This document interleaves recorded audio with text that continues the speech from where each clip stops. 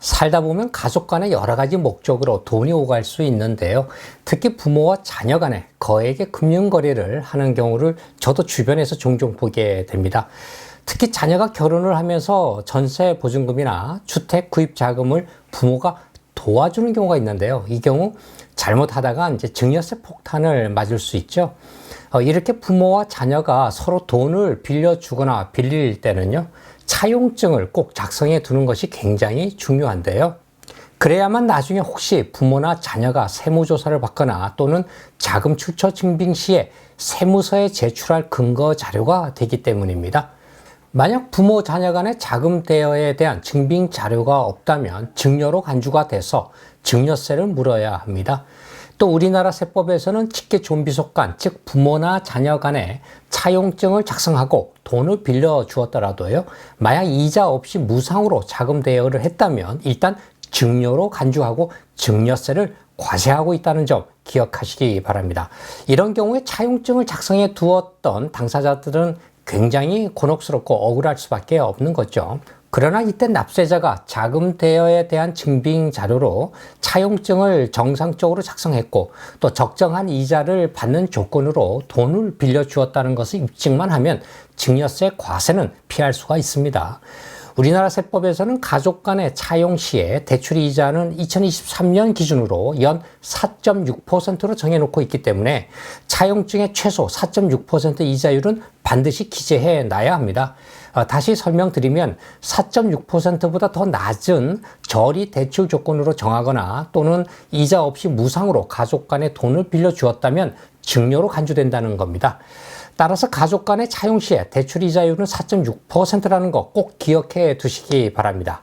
그런데 여기서 제가 한 가지 꿀팁을 드릴 수 있는데요. 차용하는 원금이 정확하게 2억 1,700만 원까지는 이자 없이 무이자로 빌려줘도 증여세가 부과되지 않는다는 점입니다. 왜냐하면 증여세법에서는 자금 대여를 무이자로 했더라도 적정 이자율 4.6%로 계산했을 때 1년의 이자액이 1,000만 원이 넘을 때만 증여세 과세를 하도록 되어 있기 때문입니다. 따라서 부모가 자녀에게 정확히 2억 1,700만 원을 빌려줬을 경우에 연 4.6% 이자율로 계산해 보면은 이자액이 약 998만 원 정도 계산돼 나오는데요. 이렇게 빌려준 돈의 이자액이 1년에 1,000만 원이 넘지 않을 때는 무이자, 즉 무상으로 돈을 빌려줘도 과세관청에서는 증여로 보지 않는다는 겁니다. 결국 부모와 자녀 간에 2억 원 정도까지는요, 무이자로 빌려줘도 증여세 걱정은 안 해도 된다는 얘기입니다. 그러나 여기서 여러분들이 주의할 사항이 있는데요. 국세청이 그렇게 호락호락하지만은 않습니다. 이렇게 부모가 약 한 2억 원 정도를 이자 없이 자녀에게 빌려줄 경우에 다음과 같은 절차와 요건이 뒷받침돼야 증여세 걱정을 완전히 지울 수가 있습니다. 첫 번째 요건은요, 돈을 빌려주는 시점에 차용증을 반드시 작성해 둬야 한다는 것이죠. 참고로 여러분, 차용증 양식은 그냥 손으로 그냥 간단히 쓰시거나 아니면 워드로 타이핑해서 프린트한 서식에 날인만 하면 됩니다. 차용증 양식은 영상 하단에 달아 놓았기 때문에 참고해 보시면 되고요. 그리고 돈을 이제 빌려준 때에 차용증이 작성되었다는 것을 증빙을 해야 합니다. 이것은 여러분이 이제 등기소나 동네에 있는 공중사무실에 가셔서 확정일자를 받아두면 되는데요. 이때는 당사자 중에 어느 한 분이 집이나 사무실에서 가까운 아무 등기소나 가시면 됩니다. 또 공중사무실에 찾아가서 확정일자 받으러 왔다고 말씀하시면 되는데요. 준비물은 이제 신분증하고 당사자 각자가 날인한 차용증 두 부를 갖고 가시면 됩니다. 확정일자에 따른 비용은 등기소는 건당 600원 정도고요. 공중사무실은 1,000원 정도 합니다. 신용카드는 안 되므로 현금으로 납부해야 한다는 거 기억하시고요. 증여세 추정에서 벗어날 수 있는 두 번째 요건을 말씀드리면, 자녀가 부모로부터 이자 지급 조건으로 돈을 빌렸다면요, 자녀가 이자액을 부모님 통장에 정기적으로 입금했다고 하는 통장 기록을 잘 남겨둬야 합니다. 어떤 분들은 부모님에게 이자조로 통장 이체 대신에 현금으로 매월 이렇게 용돈식으로 드리는 경우가 있는데요. 이런 경우엔 증여로 추정돼서 증여세를 또 물어야 합니다. 세 번째 요건이 아주 중요한데요. 돈을 빌려받는 사람이 미성년자이거나 소득이 없는 대학생인 경우에는 차용증이 있다고 해도요, 증여로 추정이 돼서 증여세를 납부해야 되는 그런 상황도 벌어질 수가 있습니다.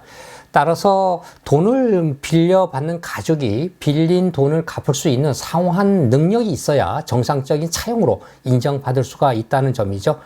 다시 말씀드려서 돈을 빌리는 분이 갚을 능력을 갖추거나 아니면 일정 소득이 있어야 증여 추정에서 벗어날 수가 있다는 것입니다. 마지막 네 번째는 이제 부모 자녀 간의 차용에 대해서 아무리 증빙 자료를 여러분이 잘 갖추었다 해도요, 안심해서는 안 됩니다. 과세관청에서 만약에 차용을 인정해 주지 못하겠다고 하고요, 또 증여 추정으로 증여세를 부과하겠다라고 하면 이에 대한 입증 책임은 오로지 납세자 여러분에게 있거든요. 이런 경우에 과세관청과 행정소송으로까지 이어질 수가 있는데요. 보다 확실하게 정상적인 차용이라는 것을 주장하기 위한 보조 자료 등을 잘 준비해 두는 것도 염두에 둬야 합니다.